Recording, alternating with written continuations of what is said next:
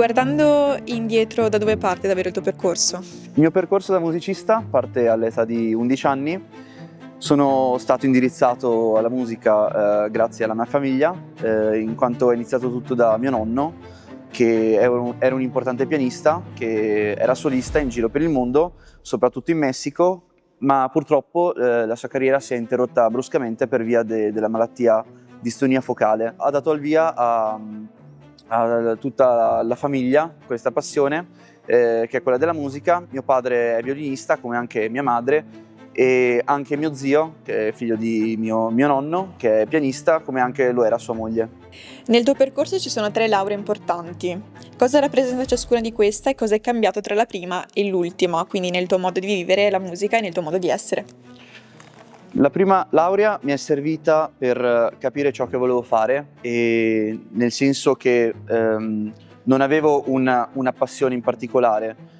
Mi sono appassionato grazie alla scelta del programma, anche che abbiamo scelto assieme con il maestro Giancarlo Nadai, alla musica del Novecento. In quel caso avevo portato il concerto numero 2 di Shostakovich e ha dato via appunto a questa mia grande passione che ho avuto modo di accrescere nel corso degli anni.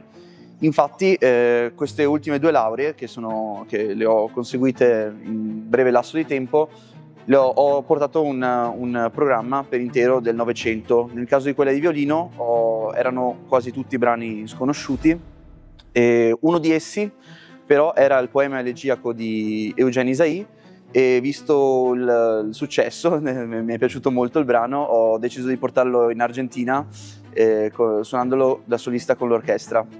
Quindi com'è andata in Argentina?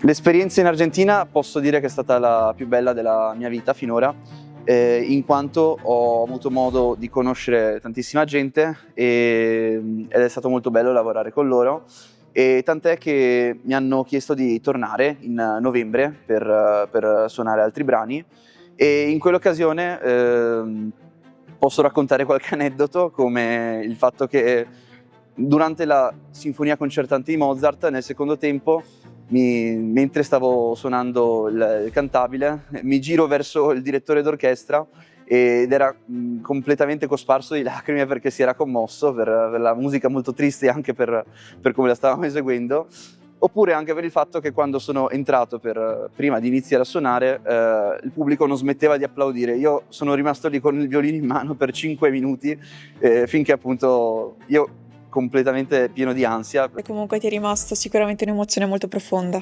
Esatto. Qual è stata la tua difficoltà più grande che hai dovuto affrontare in questo percorso e come l'hai superata? La difficoltà più grande è stato in un periodo nel quale non ero molto interessato allo studio, in quanto magari ero pieno di impegni, conseguivo una scuola fuori dalla mia città, il conservatorio a 1 ora da casa, avevo pochissimo tempo per studiare. Mi sono ritrovato bloccato per molti anni a livello artistico, e sono riuscito a superarla trasferendomi al Conservatorio di Venezia sotto la guida del maestro Giancarlo Nadai, e successivamente anche sotto la guida del maestro Giancarlo Di Vacri per quanto riguarda la viola. Guardando il futuro, quali sono i tuoi obiettivi e sogni che vuoi ancora realizzare? Guardando il futuro, mi piacerebbe molto continuare l'attività in duo con il mio pianista, con cui sono da 4 anni. Mi piace molto suonare in gruppi di musica da camera, ma soprattutto mi piacerebbe molto avere altre esperienze da solista con l'orchestra, come avrò appunto in novembre. Un consiglio che daresti a chi oggi sta iniziando un percorso come il tuo? Il mio consiglio è quello di buttarsi e cercare la propria passione, come l'ho trovata io nella musica del Novecento, la quale mi ha fatto innamorare di questo repertorio e di questi 2 strumenti. Questa sera suoneremo i 7 vizi capitali di Don Mansueto Wietzer. Più in particolare oggi è il turno del quarto e del quinto, in quanto abbiamo suonato i precedenti nei scorsi concerti. L'1 aprile suoneremo invece il sesto e il settimo, e io assieme ai miei compagni di quartetto della Piccola Orchestra Veneta abbiamo preso le partiture del manoscritto di Don Mansueto Wietzer per ritrascriverle e poterle suonare per voi questa sera.